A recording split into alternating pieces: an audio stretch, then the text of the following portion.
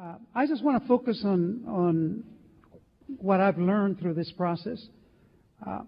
There's no question in my mind, Senator Nelson, that this budget, while there was a lot of hard work put into it, is principally focused on cuts. It's mainly cuts. And while I hear what you're saying, that we got to tighten our belts and we have to live within our means, I think that government has a responsibility.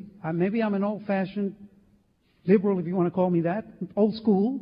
I think government exists to serve people. And you talk about small businesses that are struggling and the burdens. I think government exists to help small businesses thrive and to give incentives and to give whatever opportunities business needs in order to be prosperous. Because, you know, I know that if the business is prosperous, then you create jobs and you provide for an increased tax base and an economy. But for me, the problem is that this budget is all about cuts. And that we did not spend, as hard as people worked on it, that we did not spend enough time working towards raising new revenue.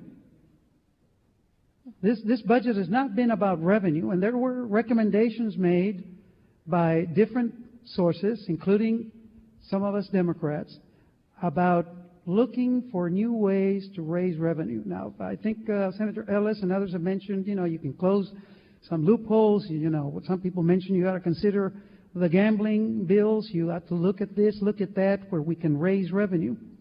And I think we should have done that. But more importantly, quite frankly, the reason why I'm rising, my point is, I think that this state is not going to be able to continue to sustain this course for much longer without looking at our tax structure and addressing the defects and the broken tax structure that we have.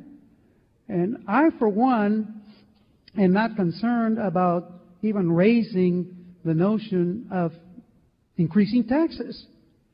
I think, quite frankly, that people who understand the needs in our state, and particularly the needs of the most vulnerable, the needs of our children in our schools, the needs of those who are in dire need for help in health and human services, that our citizens are willing to raise the money, to spend the money for those kinds of programs. I think the polls have shown that at the national level and even some local polls. And we know that in our own school districts, when people have a need to improve their schools and to build better schools, buildings, if you will, the taxpayers are willing to pay for it, as long as they know and they can tell that it's going to be a benefit to their children and to their community. I think the same attitude is out there by the taxpayers. So I don't agree, with all due respect, that people are just simply so tired of paying taxes that they're not willing to consider raising revenue by whatever means we can do that in order to preserve a quality of life and an opportunity for our children and for our people in this state. And so that's the reason why I cannot vote for this budget, because this budget really is, Senator Ogden, when all is said and done, about cuts, principally. I think this state is going to have to look itself in the mirror and say, we as government need to do better than this, and if we have to raise revenues by fixing our tax structure, by raising taxes even, in some instances, well, by God, we have to do that. I think that's what we have to do as public servants. I think the people will not hold that against us. Maybe I'm naive. I'm just a freshman here.